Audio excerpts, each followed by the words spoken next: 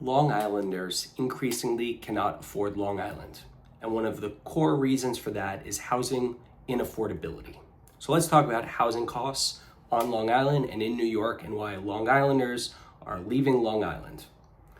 The government says that individuals should not be spending more than 30% of their gross income on housing. So think to yourself, whatever you make, 30% of that, am I spending that towards housing? And too many New Yorkers are.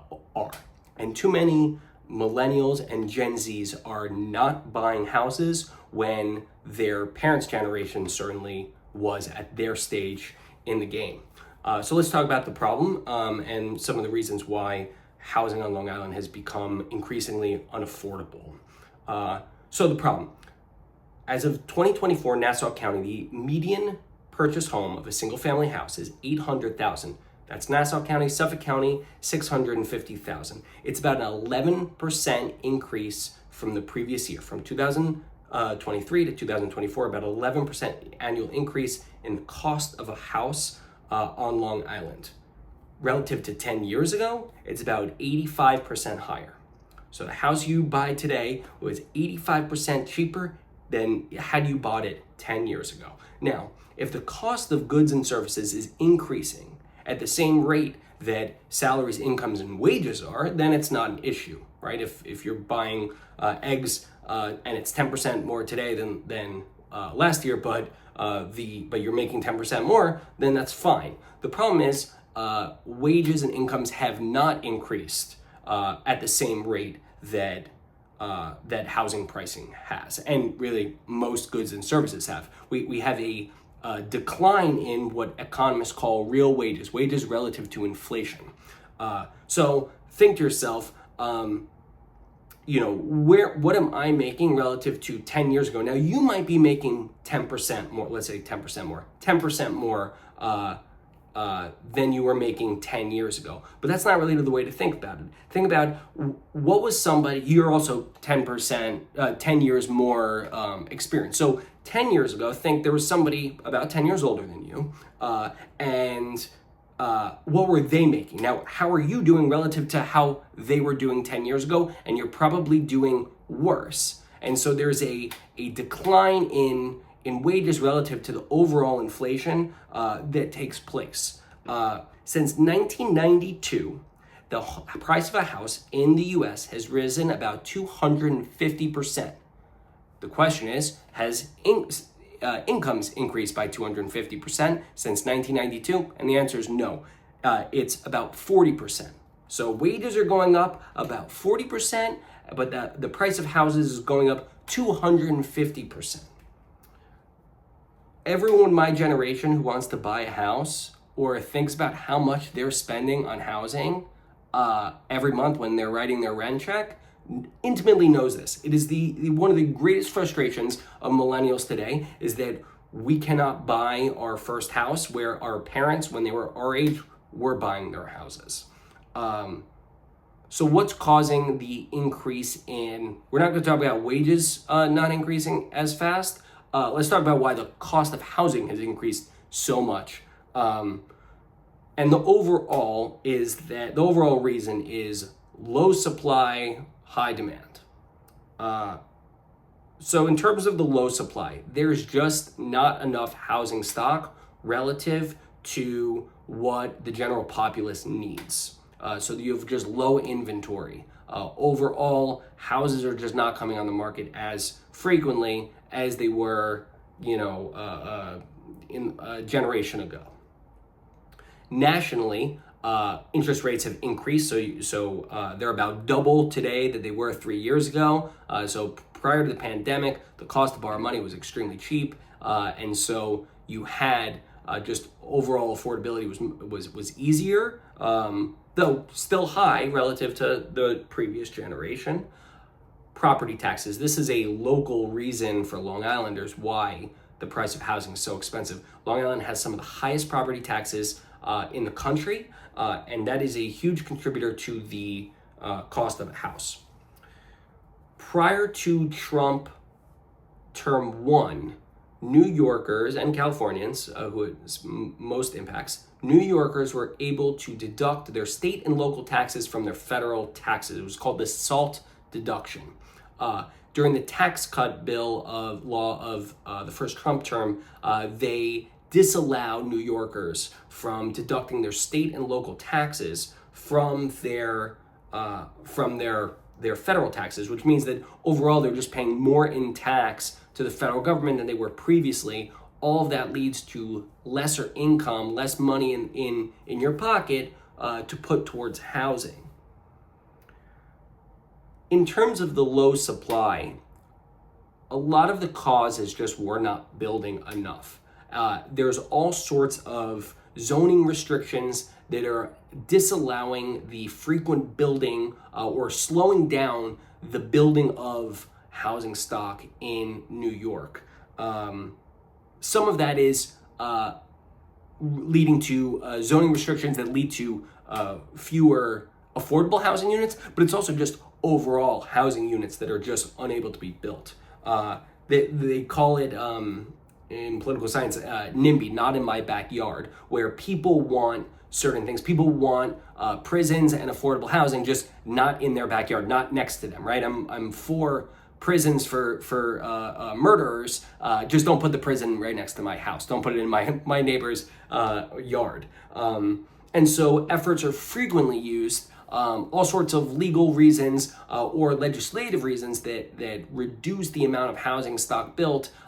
Then they call them NIMBY laws that delay or prevent projects from being built that would alleviate the crisis on Long Island.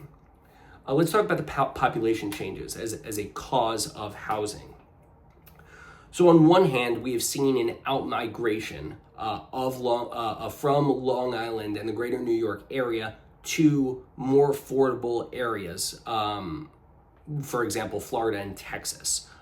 During the pandemic, there was a huge part. Now, that is a really bad sign for a community, but it should lead to a decline in housing prices, but it's not.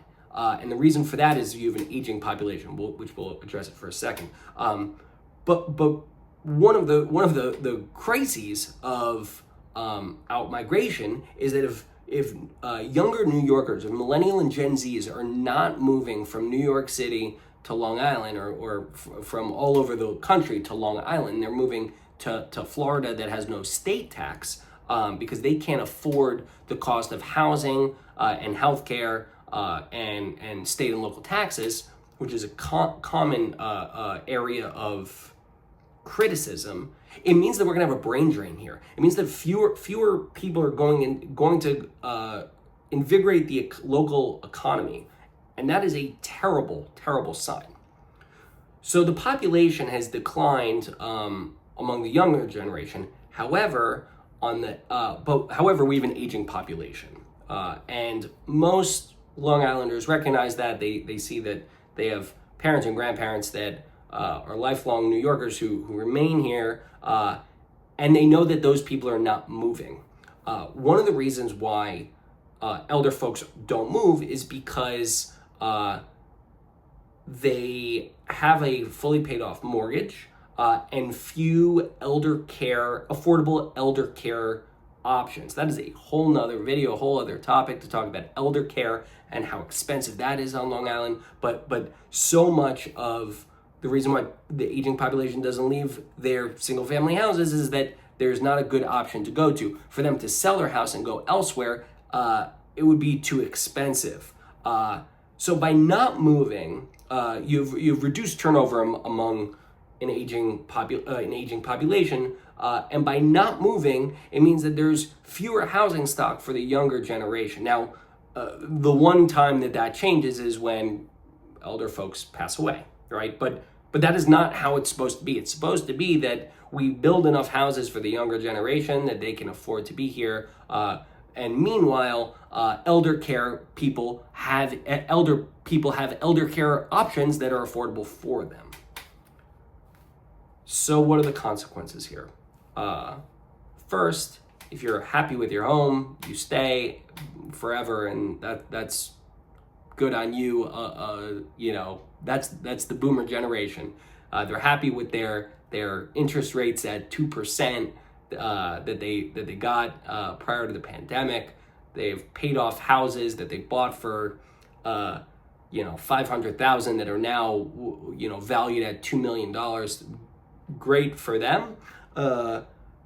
If they're unhappy, if they wanted to move, they can't. Because let's say you bought a house for $500,000 and you're going to sell your house now for $2 million. Where are you going to go? You're going to go to either you have to downsize. Again, you just pocketed a huge amount of money.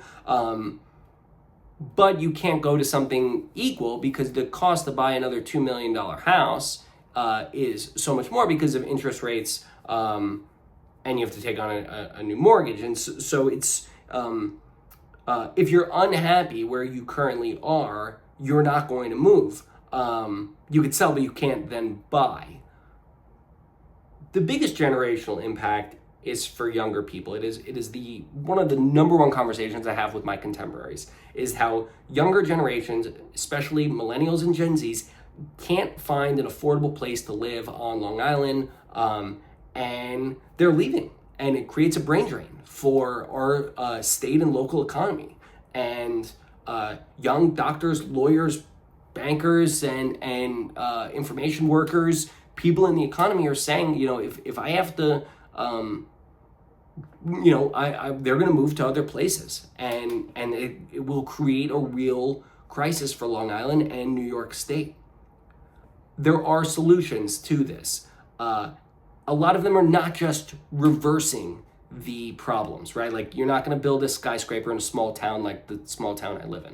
You're just not. Like, a small town can't necessarily handle it. I'm not going to go into all of the solutions. This was really just to lay out the problems. Small towns shouldn't put up skyscrapers. It doesn't fit with the character of the town. It would overwhelm schools. It would overwhelm resources. That's not the solution.